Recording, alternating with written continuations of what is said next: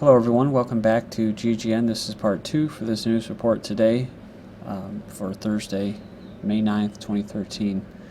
Alright, we finished up with this article in the last video. Syria capable of confronting Israeli terrorism, says Assad. Syria to respond immediately to any new Israeli attacks, says Syria's deputy foreign minister. He said they'll respond immediately to any new Israeli aggression against Syrian territory. Says the instruction has been made to respond immediately to any new Israeli attack without additional instruction from any higher leadership, and a retaliation will be strong and will be painful against Israel. He also vehemently dismissed Western media reports that Israel targeted weapons bound for Lebanese resistance movement Hezbollah. They absolutely did not achieve their objective, and they lied when they said that they are targeting Hezbollah. There's no way Syria will allow this to happen. As far as some of the recent gains by the Syrian Arab Army, Syrian troops killed many foreign-backed militants outside Damascus. On Wednesday, the Syrian troops stormed several terrorist hideouts located about 20 kilometers north of Damascus and shot dead scores of militants. It says a large amount of weapons and munitions were also destroyed in fierce gun battles. Also engaged these militants, in the city of Harasta, also in Al-Rahain farms in the city of Douma. And then it says here in Zamalka, sorry if I'm butchering these towns' names, Daria and Barzeh, but basically they were moving. Syrian army advances on Qusayr town near Lebanese border. So, a number of militants were killed during intense clashes with Syrian soldiers as government forces sought to flush armed men out of villages surrounding the town, which is situated 35 kilometers or 22 miles south of the western city of Homs. Syrian rebels reject U.S.-Russia dialogue calls. They demand Assad resign unconditionally. The Obama regime's decision to get on board with Russian pushes for a negotiated settlement to Syria's civil war took a serious hit today, with rebels reiterating their opposition to talks. A representative of one of the U.S.-backed rebel factions insisted, from their view, it seems like there's really nothing new, adding that they stand by their previous statements that no talks could ever include Assad or anyone else with blood on their hands.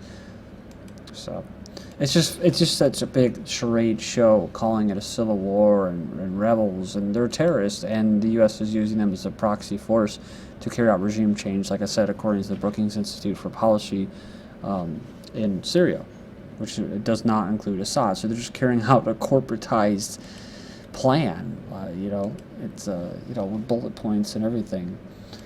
It says Syria welcomes U.S.-Russia initiative. Syria on Thursday welcomed their U.S.-Russia initiative to find a political solution to the conflict. Russia is a top ally of the regime in Damascus and has staunchly resisted any bid to oust President Assad, saying, "Here, only the Syrian people will decide on their future and the constitutional system of their country with no foreign interference." Washington, by contrast, has backed the violent unrest by supporting the militant opposition groups, with Kerry saying Thursday that all sides were working to effect a transitional government by mutual consent of both sides. Then, while saying it was impossible for me as an individual to imagine Assad continuing to govern, Kerry said only the Syrian people could decide. So a little bit of doublespeak or whatever there. Assad said they will become a resisting country similar to Hezbollah. So he was quoted by Al-Akhbar newspaper. The international situation does not allow a war, which neither Israel nor America wants. It says, by that we would have taken a tactical revenge. However, what we want is a strategic revenge by opening the door of resistance and turning Syria into a resisting country. Basically, Assad on Hezbollah says, after the raid we became more certain that we are fighting the enemy now. We are tracing the soldiers that are deployed in our country. He said, for the first time we started feeling that we shared the same state and destiny. A Syrian official on Turkey, he says here, is that Turkey was a lying and hypocritical country which cannot be trusted. We don't even think that the agreement being made between Ankara and the Kurds would be implemented due to the conflicts between the Turkish army and the Justice and Development Party over it. On Iraq, it says here, in contrast, the Syrian official assured there wasn't any problem with the Iraqi leadership. It is clear that the Qataris and the Turks are meddling in the Iraqi field, where they are stirring incitements and trying to sabotage even more than the Saudis are. However, the Iraqis seem to be in control of the situation as they are overcoming the crisis. So this is what I was referring to as far as Lebanon and Iraq. and what type of players they are compared to, say, Turkey or Qatar or Saudi Arabia. He indicated that there isn't any depth for the so-called Iraqi opposition, saying that Turkey is incapable of strengthening it.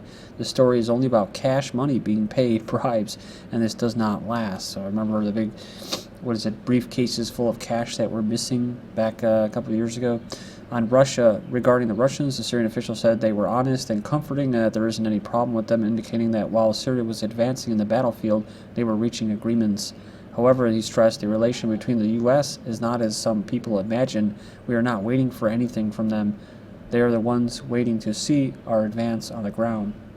Egypt goes, says here that they welcome Cairo's return to perform its regional role, unlike its stance towards Saudi Arabia and Qatar. So it goes on here, it says that Tehran and Damascus seem to have conviction that Cairo is disturbed from the Turks and Qataris, and it is ready to reconsider its previous stances on Iraq and Syria. They're also ready to reconsider its internal policies.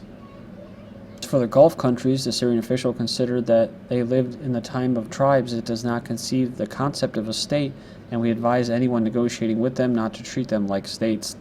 Dialogue with them is useless. We tried them, succeed in your policies, and they will rush towards you. On Jordan, on contrary, we are in contact with the Jordanian leadership. King Abdullah does not want to see Syria under threat, but there is tremendous pressure on him, as well as American and Israeli intervention. Yet Jordan's enemy will always be Qatar, Saudi Arabia, and the Muslim Brotherhood. Concluding with Qatar, the Syrian official pointed out that Qatar is also irritated Jordan and the Egyptian President Mohammed Morsi. Says, what is that emirate that wants to kneel down all the Arab states and their leaders with money?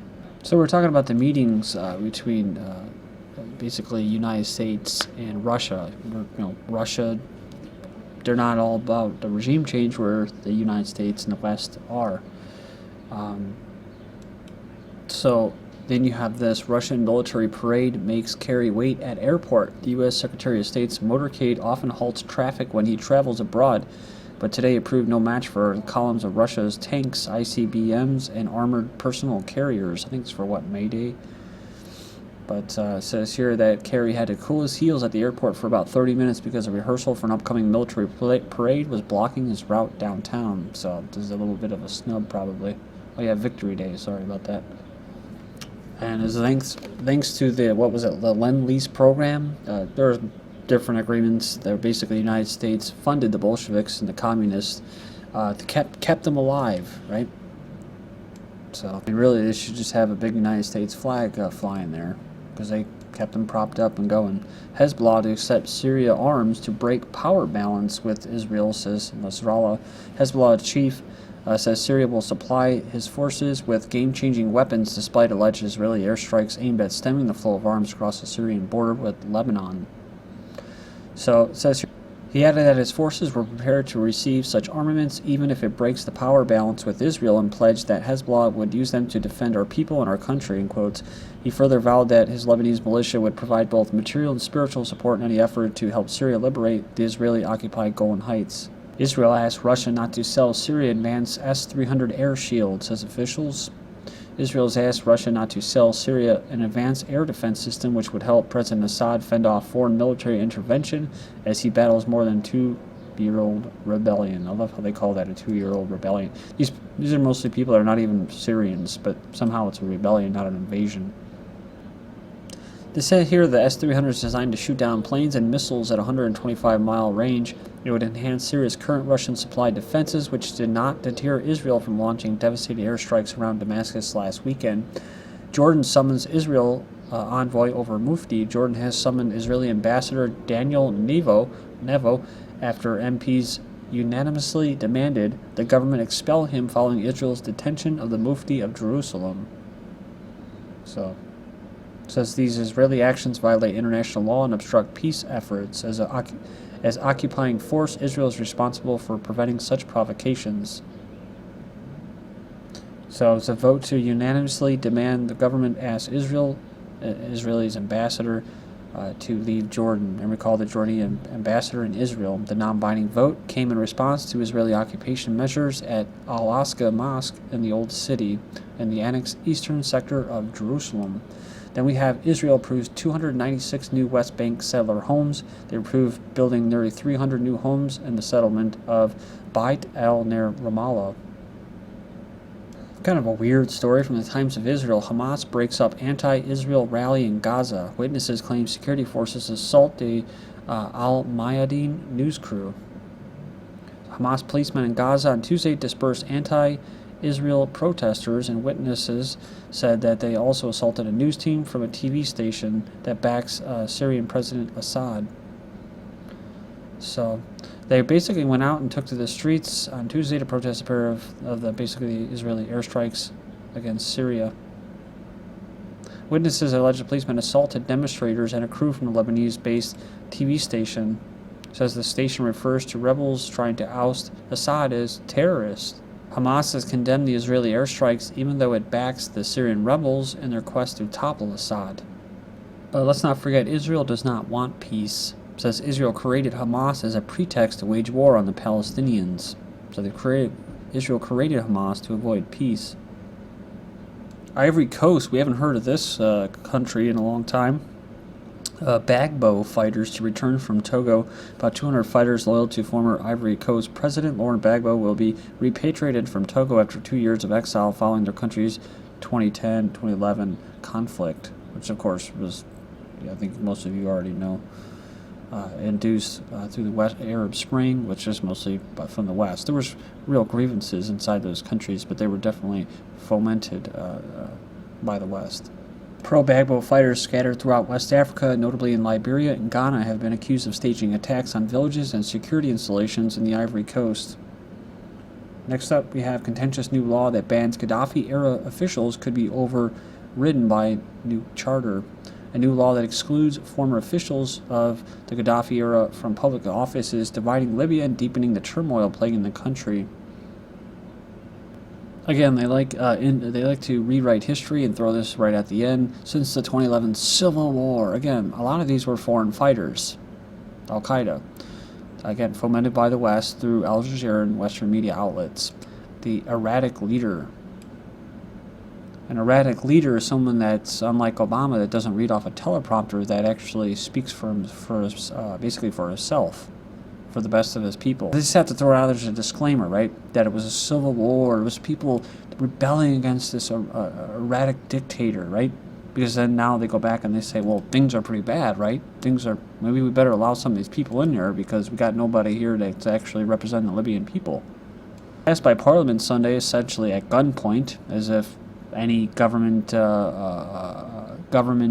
actions aren't done by force. Heavily armed militias were parked outside of government buildings and refused to leave until it was approved. The law bans from politics not only those who held office, but the clerics who glorified the dictator and researchers who worked on his notorious ideological tract, the Green Book. The source says only the president could have given stand-down order during Benghazi attack. So it basically goes on here, and it kind of like hashes out the whole order of things, and says here, like every president before him, he has a national security advisor and deputy national security advisor. So basically, he was being coached by his national security team. Diplomat says questions over Benghazi led to his demotion. And moving down here, waiting for this. A veteran diplomat gave a riveting minute-by-minute account on Wednesday of the lethal terrorist attack in Benghazi, Libya. It says it described its contentious aftermath after a charged congressional hearing that reflected the weighty political stakes. Blah, blah, blah. Fuck you. How about that for dramatizing everything, right? So, I'm going to keep moving here and finish up. U.S. wants to keep 9 military bases in Afghanistan, says Karzai. So, we're all pulling out, right? The U.S. no longer in Afghanistan. So, goes on here and says, we are in very serious, delicate negotiations with America. So, Afghan president says Washington has demanded to keep 9 military bases across the war-torn Afghanistan. And he said he would be ready to sign a security pact if such conditions were met. So they got to secure that opium trade. Could Pakistan soon quit the war on terror? Well, if they know what's good for them, maybe. But they get paid a lot of money, like all the other countries we were talking about, bribes, to carry out drone strikes by the CIA. So the government's trying to trace the footsteps of these Boston bombers, but they have not been able to connect them to any foreign terrorist organization. Because why? he was working for this terrorist organization. The links to CIA operations in the Caucasus, basically called, what? Jamestown Foundation. Played like a fiddle, North Korea loses war of words as Bank of China halts its funds. Remember, North Korea's hostile outburst could strengthen U.S.-China relations, and in bitter irony for China, North Korea furthers U.S. strategic goals. Thank you.